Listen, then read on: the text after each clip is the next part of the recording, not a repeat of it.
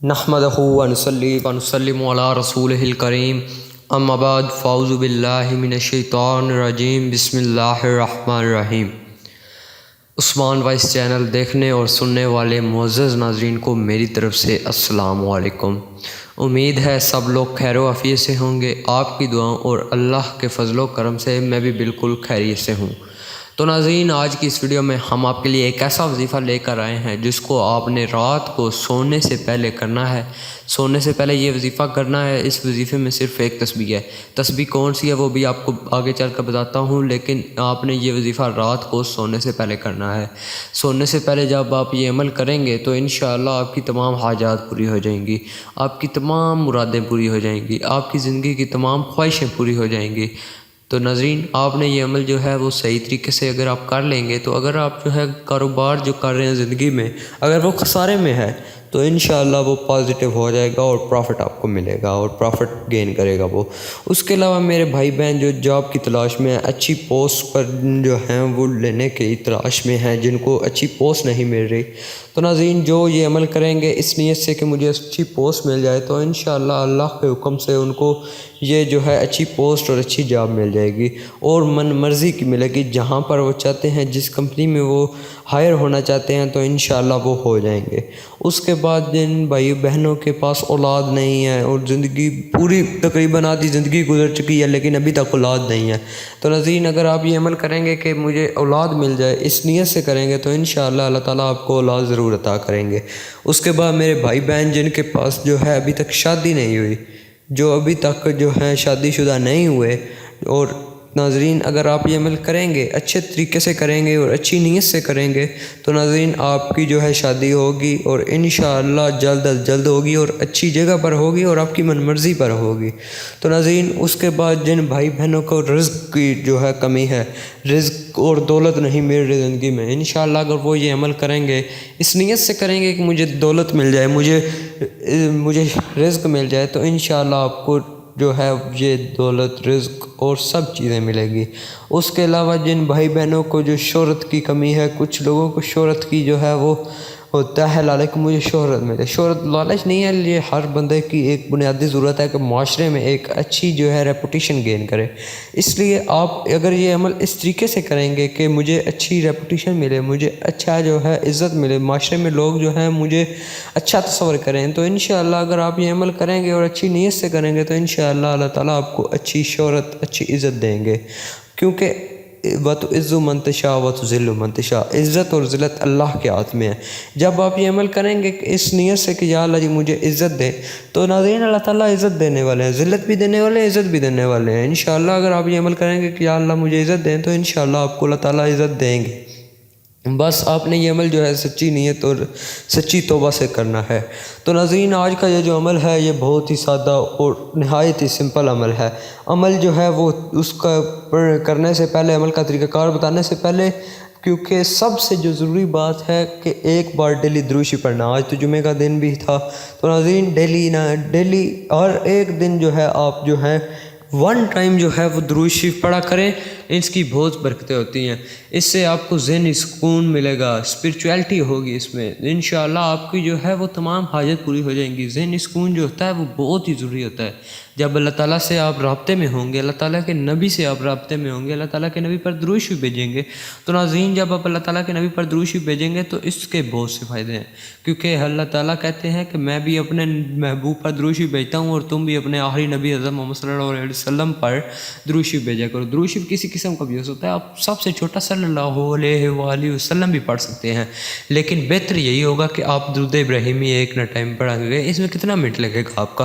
ایک منٹ بھی نہیں لگتا۔ ابھی ہم مل کر درود شریف پڑھتے ہیں، آپ بھی میرے ساتھ مل کر پڑھیں، جو میرے ساتھ مل کر پڑھنا چاہتے ہیں مل کر پڑھ لیں، اور جو علیحدہ پڑھنا چاہتے ہیں علیحدہ پڑھ سکتے ہیں ویڈیو کو پاز کر کے۔ تو ابھی مل کر درود شریف پڑھتے ہیں۔ اعوذ باللہ من الشیطان الرجیم، بسم اللہ الرحمن الرحیم۔ اللہم صلی علی محمد وعلی آل محمد کما صلیت علی ابراہیم وعلی آل ابراہیم انک حمید مجید۔ اللہم بارک علی محمد وعلی آل محمد کما بارکت علی ابراہیم وعلی آل ابراہیم انک حمید مجید۔